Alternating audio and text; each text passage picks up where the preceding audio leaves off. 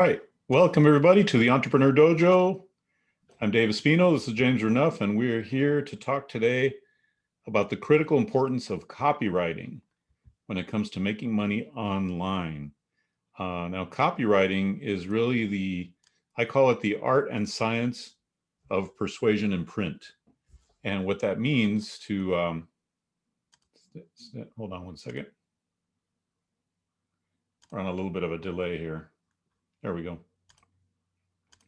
What I mean by that is the art and science of persuasion, and the art and science of persuasion online, especially, but also it could be offline. Really, anytime you're creating an ad, anytime you're creating a sales page, anytime you're creating a video sales letter where the video kind of sells them on something, that's all copywriting. Copywriting is really different from the way that you and I were taught to write in school. The way that you and I were taught to write in school was like for essays or correct English or correct grammar and things like that. Copywriting takes a kind of a little sideways detour around that, and because the whole goal is to get somebody to buy something. So what have been your experiences so far in copywriting, James? Yeah, I mean, years ago, I'd never, the word copy was new to me. And I think a lot of people, the word copy that to me, that's kind of is a marketing term. A lot more people are learning more about that. But how do you convey a message to someone to get them to buy something? And pulling out a credit card can be a harder thing than a lot of things you might think of. We're good at it, and people are good at it, but the power of words are so important, or your sales message on a video, however you do it. When I typically think about copy, I'm thinking about words on a sales page or words on an advertisement. And, it's an interesting thing because a lot of people make some really good money tweaking those words. And you may not realize, I use a tool called Grammarly, and I never realized how bad my emails were in the past, all the commas I missed, all the spelling errors. Lord knows how bad my writing was. I think my copy is pretty good, but when I put it through Grammarly and I realized there's 30 things I did wrong, and even now, it's something to think about, that there is an art and a science to it. But one thing that's interesting to note is that a lot of times people think you need to have short copy. And although that's true that you want to get your message out there as clearly and concisely as possible, a lot of times longer copy works well. I heard a quote one time, and it was something to the effect of, my 2-page sales letter worked better than my 1-page sales letter. My 4-page sales letter did better than my 2-page sales letter.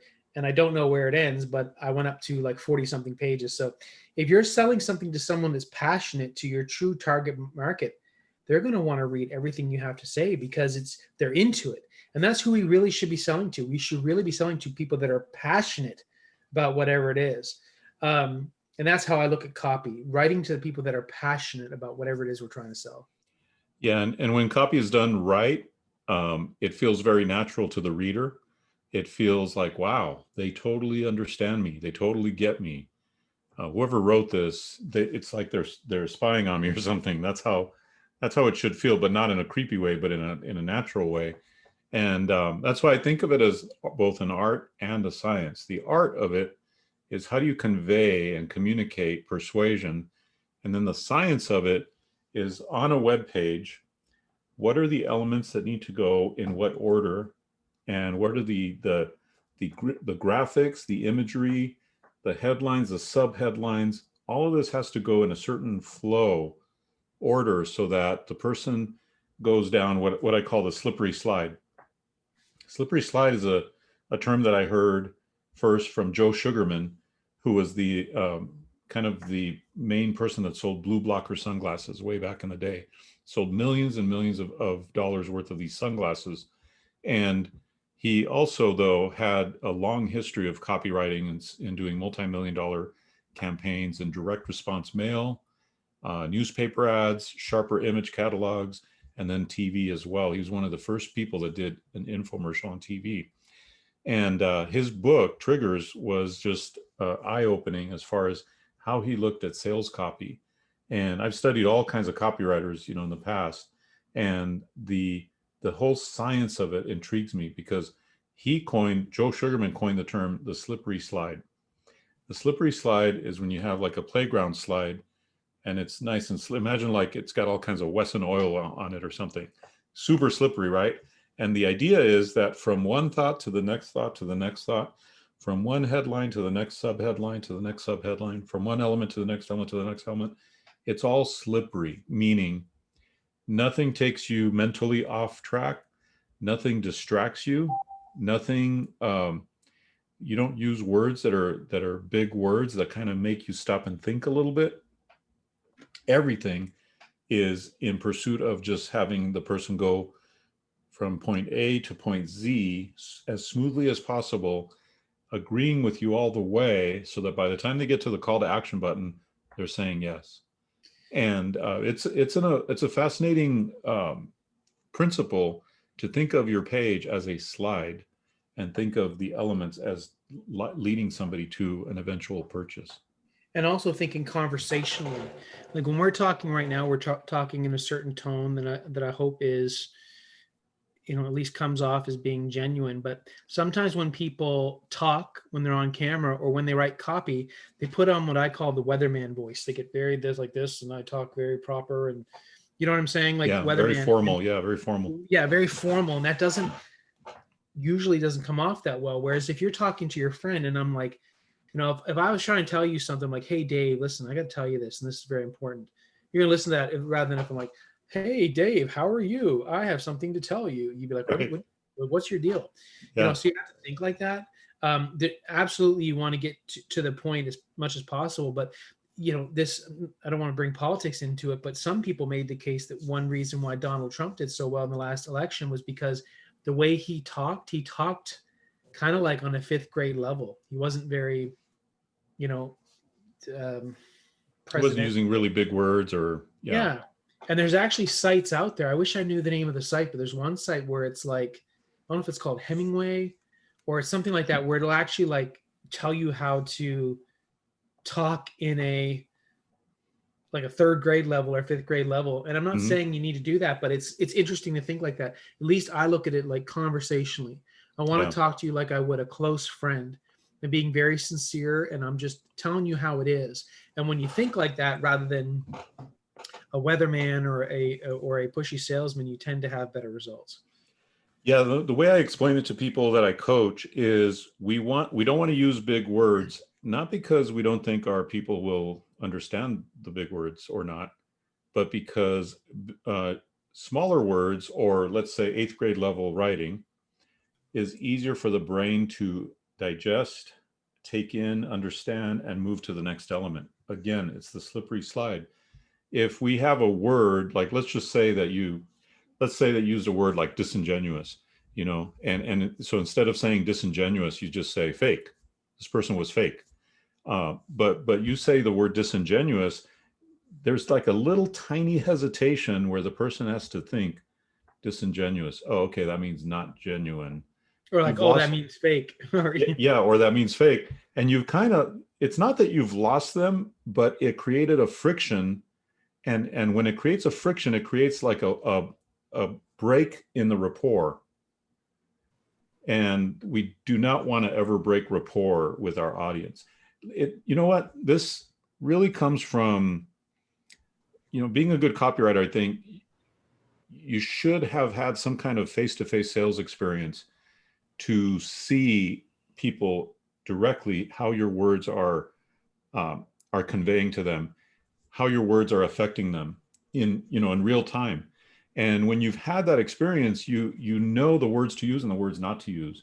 And that's why I think good copywriters and good online marketers had some kind of sales experience in their background somewhere along the way, to be able to convey these things well and to not throw people off track in their sales copy. And a lot of times too, it's getting into the head of your prospect. What are their objections?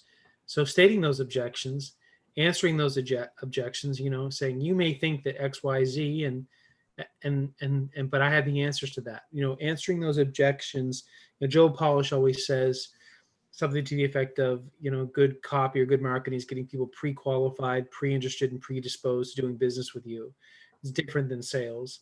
Hmm. And that's the thing about a good sales letter, is that it's handling all those objections. You're in the mind of the customer. So if I was to try and sell, I don't know, something for back pain, I don't know much about back pain, but I'm just saying, you may think that this is going to be X and that it's going to irritate your skin and that it's going to do this and this and that, but it doesn't. It's so great, and all those things.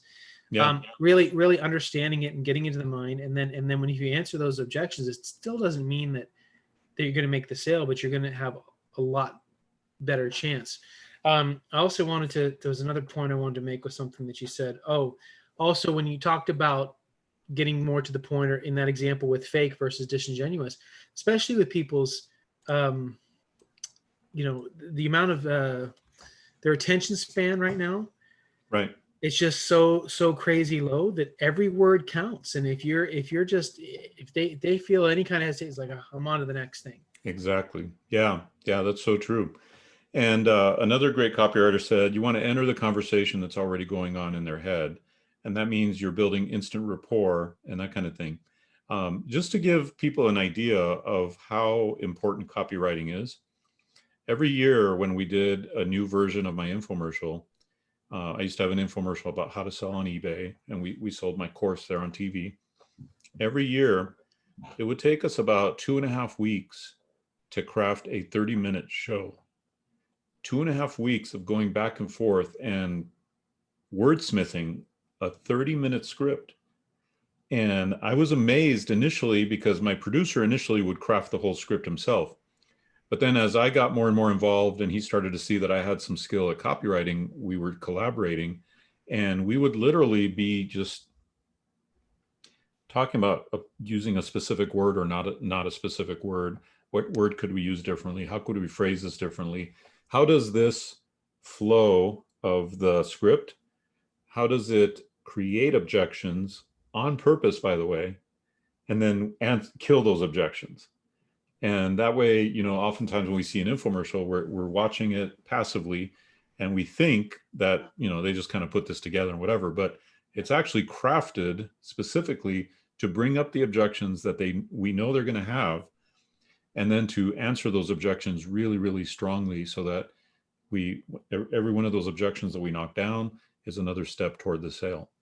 And if you think about it, man, it's a hard sell to get somebody to, at 2 a.m, call an 800 number to order something, get their credit card out, when everybody's asleep in their house, probably. That's kind of a hard sell, really. And yeah, so, when you think about it, it's amazing.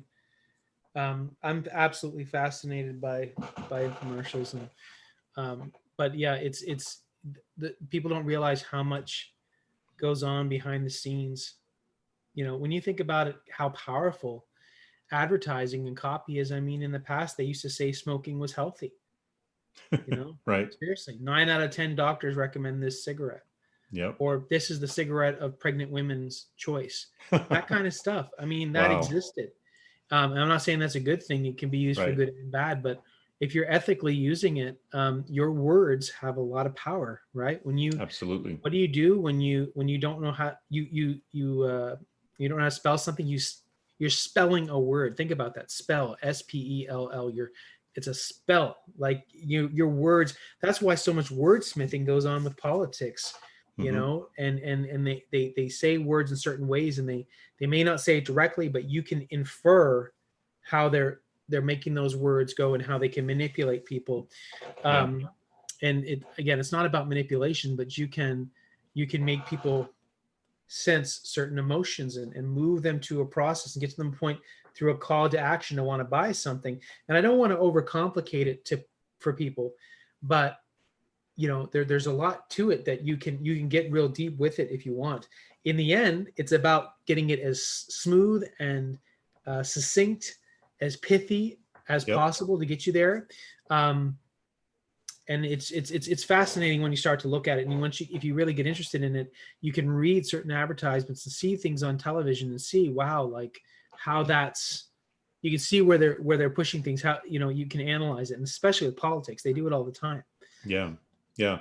it's all about persuasion. And by the way, this persuasion doesn't matter if it's on text, if it's a sales page on the internet or a video sales letter. It's all the same process. We're trying to get them from point A to point B now, with as few objections or any objections they had, obliterated as possible. And I like what you said too, James, is keep it efficient, keep it very succinct with the words. Make every word count when it comes to creating your sales page. You can have long copy or short copy, and generally speaking, long copy does better. But even when you have long copy, it's not because we added a lot of fluff. It's Right. because we made sure that every little point that we make counted toward the end result. So there's a whole lot I could talk about copywriting. I've created a whole course on it, of course, and I've read books, studied courses, done a lot of copywriting. Most of my copywriting I got done when I was involved in the pet business and building websites around the pet industry, that kind of thing.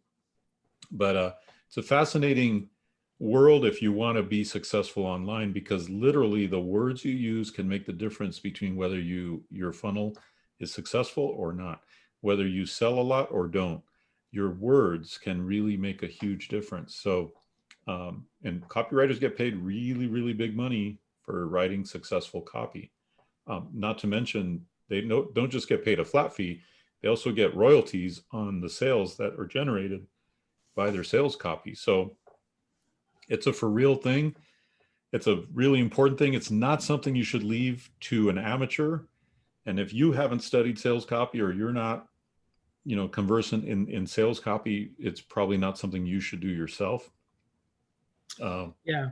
And there's something to be said about that. The second product I ever put out, I paid someone to help me with the copy, and it made all the difference when I was starting out. It's funny too, when I see these people come in door to door, even though I have a no soliciting sign in my door, they still come and they come to me with a prepared script. And I'm not trying to sound arrogant, but I'm thinking to myself, I'm like, you have no idea who you're talking to. Like when they say, have you heard about this? Or, I can see how they're moving a yes and get me to a certain point. And I'm just like, I had the same exact experience, James. The other day I had somebody, it was 3 guys came up to my door, and the guy gets into his sales presentation. I'm like, you know what? I just, sorry guys, I don't have time for this. Because I could already see, I told my wife, I go, they were using horrible copywriting. It was horrible. If someone's good, I actually critique them. I say, I like how you did that. I said, I like how you reference my neighbor, as if he bought your service or whatever. Like they go to another neighbor, get their name and say, hey, I was just talking to so-and-so. Right. And I'm breaking down what they're doing. I said, I like that. You should change this. And the guy's kind of he knows what I'm doing. And I'm just, it's funny. Yeah. You know what? I did have an experience though one time where a Hoover vacuum cleaner sales pitch came to my door. I think it was Hoover. Oh my goodness, these people were professionals. First thing they had was this really pretty young girl coming up to the door and talking about the vacuum cleaner and all this stuff. And I'm like, I'm already interested, right? And then I somehow said yes to a demonstration. And then she's like, okay, great. So she calls these guys over. Yeah, right. Yeah. Now let's get you to the other guys. They come in and do the demonstration, and I'm already hooked. It was like a fishing line thrown into the water, but it's the essence of all persuasion is you start with a little hook and you start reeling them in little by little, right? And it's just amazing how what they did was so masterful. I think when they walked out, they sold like a $2,000 deal to us or whatever. It's just because I bit that first time, that initial time, and it was over from there. So it can be done in face-to-face sales if you really know your stuff. Obviously, Hoover has a proven system for selling, right? They've been doing it forever. But you can also, if you're a marketer, you can spot when people just have a horrible pitch that's just not working right. So anyway, I hope everybody enjoyed today's conversation about copywriting. And it's not something you should leave to the amateurs. You should definitely either pay somebody to write good sales copy or just get super good at studying, modeling, understanding, get yourself some really good books. I might have some good books recommended in the description later on, but it's really something to get somebody that really knows what they're doing. to do the sales copy for you. I help critique a lot of the people that I coach with sales copy, and from all of that experience, I can say, yeah, hire somebody to do it. It'd be the best thing. Any parting thoughts on sales copy? Yeah, I mean, it's like anything, if you can get help and get it, but also just start to analyze that what you're putting down, and could you get someone else to read it? Start off with something like Grammarly. Do you have your commas in place? Basic spelling. Do you have? I mean, we can go deep with this. I've actually seen people make ads where they've spelled things incorrectly on purpose because they get engagement of all these people saying you spelled this wrong, you spelled this wrong. I mean, there's a whole thing you can do it, but like anything, get in there and analyze what you're doing. Say it out loud. Read it. Have someone else read it. Just at least do that, and you can improve your copy immensely just by doing a few tweaks. Go through it, write it, put it away for a second. A couple hours later or the next day, go through it again and say, you know what, I could have said this sentence better. You don't have to get anal retentive about it, but just doing multiple drafts, you can get fairly good at it, even without a lot of study. So it's an amazing thing once you get into it, and it's very powerful when you get good at it. It is. It's another one of those keys to printing money, like we do with email marketing. We didn't even talk about email marketing, but yeah, using good sales copy in your emails, using good sales copy in everything you do, pretty soon you start just using it in normal everyday life. You start to understand the principles of persuasion, and you start to become more persuasive in face-to-face situations as well, because you've gotten good at writing sales copy. So that's our show for today. Hope that was helpful for everybody. And as always, we recommend that you like, comment, subscribe, hit the notification bell. Let us know what you thought about this. Have you ever written sales copy? What has been your experience with sales copy? Would you want to do it yourself, or would you want to hire somebody? Have you ever hired somebody? That would be interesting to find out. So let us know in the comments. We'd love to hear your thoughts. And thank you, everybody, for joining us tonight. We'll see you again tomorrow. See you.